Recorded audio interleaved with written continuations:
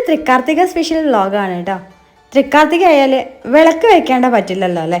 അപ്പോൾ അതുകൊണ്ട് ഞാൻ വൈകുന്നേരം ആവുന്ന സമയത്ത് വിളക്ക് വെക്കാൻ വേണ്ടിയിട്ടുള്ള പ്രിപ്പറേഷനിലാണ് കേട്ടോ. പൂജാമുറിയുടെ ഉള്ളിൽ തന്നെയാണ് കേട്ടോ ഞാൻ വിളക്ക് വെക്കുന്നത്. എന്തുകൊണ്ടാണ് പുറത്ത് വെക്കാത്തതെന്ന് വെച്ചിട്ടുണ്ടെങ്കിൽ ഇവിടെ ഭയങ്കര കാറ്റാണ്. അപ്പോൾ പുറത്ത് വെച്ചിട്ടും വലിയ കാര്യമൊന്നുമില്ല. പുറത്ത് വെക്കുകയും അത് കൊളുത്തുന്നത് അറിയാം, അതേപോലെ കെടുകയും ചെയ്യും. അതുകൊണ്ട് വെറുതെ റിസ്ക് എടുക്കണ്ടെന്ന് വിചാരിച്ചിട്ട് വീടിനകത്ത് ഞങ്ങളുടെ പൂജാമുറിയിലാണ് ഞാൻ പ്രാവശ്യം വിളക്ക് വയ്ക്കുന്നത്. എൻ്റെ ഫ്രണ്ട് ശ്രീവിദ്യയാണ് കേട്ടോ എന്നോട് പറഞ്ഞത് തൃക്കാർത്തികയുടെ കാര്യം. അവൾ പറഞ്ഞു അവരുടെ നാട്ടിൽ, അതായത് തിരുവനന്തപുരത്തൊക്കെ ഈ കാച്ചിൽ, ചേന, ചേമ്പ് എന്നിങ്ങനെയുള്ള കിഴങ്ങ് വർഗ്ഗങ്ങളൊക്കെ വേവിച്ച് വിളക്ക് വെച്ചതിന് ശേഷം ഇരുന്ന് കഴിക്കുമെന്നൊക്കെ എന്തൊക്കെയോ ചടങ്ങുകളെ കുറിച്ച് പറഞ്ഞു. പക്ഷെ എനിക്കിപ്പോൾ അതൊന്നും ചെയ്യാൻ പറ്റില്ല, കാരണം കാച്ചിലൊന്നും ഇവിടെ കിട്ടാറില്ല. അപ്പോൾ തോന്നി വിളക്ക് വെക്കാന്നുള്ളത്, അത് നമ്മൾ മുടക്കണ്ടല്ലോ. അപ്പോൾ വിളക്ക് വെച്ച് നേരെ ഒന്ന് അമ്പലത്തിലൊന്ന് പോയി തൊഴാന്ന് വിചാരിച്ചു. ഇവിടെ തൃക്കാർത്തികയ്ക്ക് ഭയങ്കര ആഘോഷങ്ങളുണ്ടെന്നൊന്നും എനിക്കറിയില്ലായിരുന്നു കേട്ടോ. ഇന്ന് അമ്പലത്തിൽ പോയ സമയത്താണ് അതൊക്കെ മനസ്സിലായത്.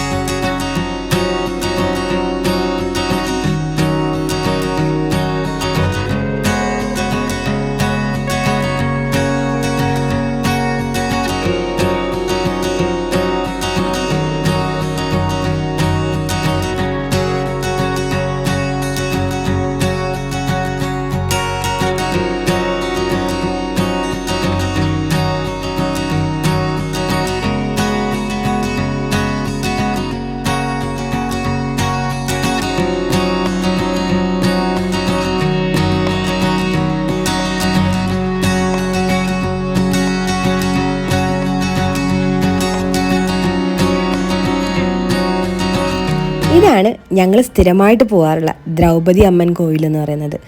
മൗറീഷ്യസിലുള്ള എല്ലാ അമ്പലങ്ങളും ശരിക്കും ഒരു തമിഴ് ടച്ച് നമുക്ക് എപ്പോഴും ഫീൽ ചെയ്യും കേട്ടോ.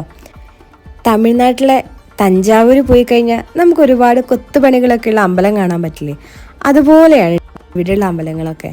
തമിഴ് ടച്ചുള്ള അമ്പലങ്ങൾ മാത്രമല്ല കേട്ടോ, ഇവിടെ വേറൊരു പ്രത്യേകത എന്താണെന്ന് വെച്ചാൽ ഇവിടെ വർക്ക് ചെയ്യുന്ന പൂജാരിമാരെല്ലാം തമിഴ്നാട്ടുകാരാണ്. ഈ തൃക്കാർത്തിക ദീപം തെളിയിക്കുന്നതിൻ്റെ പിറകിലെ കഥ എന്താണെന്നറിയാമോ?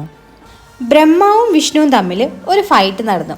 ആ ഫൈറ്റ് തീർക്കാൻ വേണ്ടിയിട്ട് ശിവൻ വലിയ ദീപമായിട്ട് മാറിയെന്നും ആ ദീപത്തിനെ റെപ്രസെൻ്റ് ചെയ്തിട്ട് പനയുടെ ഇലകളൊക്കെ വെച്ചിട്ട് ഇതുപോലെയുള്ളൊരു രൂപം ഉണ്ടാക്കിയിട്ട് അതിനെ ദീപമായിട്ട് കത്തിച്ച് കളയുകയും ചെയ്യും. അത് ഒരു ഹിസ്റ്ററി. അതുപോലെ തന്നെ മുരുകൻ്റെ ജനനവുമായി ബന്ധപ്പെട്ടും ഒരുപാട് കഥകൾ ഇതിൻ്റെ പിറകിലുണ്ട് കേട്ടോ.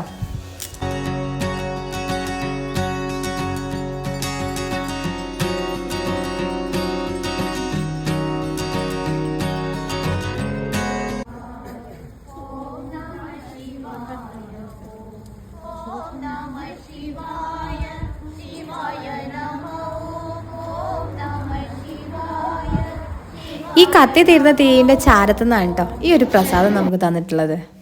അങ്ങനെ ഇതാ പൂജയൊക്കെ കഴിഞ്ഞു. അപ്പം ഞങ്ങൾക്ക് പ്രസാദമായിട്ട് കുറച്ച് ഫ്രൂട്ട്സും ഫ്ലവേഴ്സും ഒക്കെ കിട്ടിയിട്ടുണ്ടായിരുന്നു കേട്ടോ. അപ്പോൾ അതൊക്കെ വാങ്ങിച്ചിട്ട് ഞങ്ങളിങ്ങനെ പുറത്തേക്ക് ഇറങ്ങുന്ന സമയത്താണ് അവിടെ ഭക്ഷണം കൊടുക്കുന്നുണ്ടായിരുന്നു. അപ്പോൾ ഭക്ഷണം എന്താണെന്ന് വെച്ചിട്ടുണ്ടെങ്കിൽ വെജിറ്റബിൾ ബിരിയാണിയാണ്. ഇവിടെ അമ്പലങ്ങളിലൊക്കെ എന്തെങ്കിലും പൂജകളും കാര്യങ്ങളൊക്കെ ഉണ്ടാകുന്ന സമയത്ത് സ്ഥിരമായിട്ട് കിട്ടുന്നൊരു സാധനം കേട്ടോ ഈ വെജിറ്റബിൾ ബിരിയാണി. പിന്നെ ഇതാ ഈ ഒരു പായസം. അപ്പോൾ ഇന്ന് ഇത്രയേ ഉള്ളൂ കേട്ടോ. ഇതായിരുന്നു ഞങ്ങൾ തൃക്കാർത്തിക സ്പെഷ്യൽ. വീഡിയോ ഇഷ്ടപ്പെട്ടാൽ ലൈക്ക് ചെയ്യാനും ഷെയർ ചെയ്യാനും സബ്സ്ക്രൈബ് ചെയ്യാനും മറക്കരുത്. അപ്പോൾ മറ്റൊരു വീഡിയോയുമായിട്ട് നമുക്ക് വീണ്ടും കാണാം.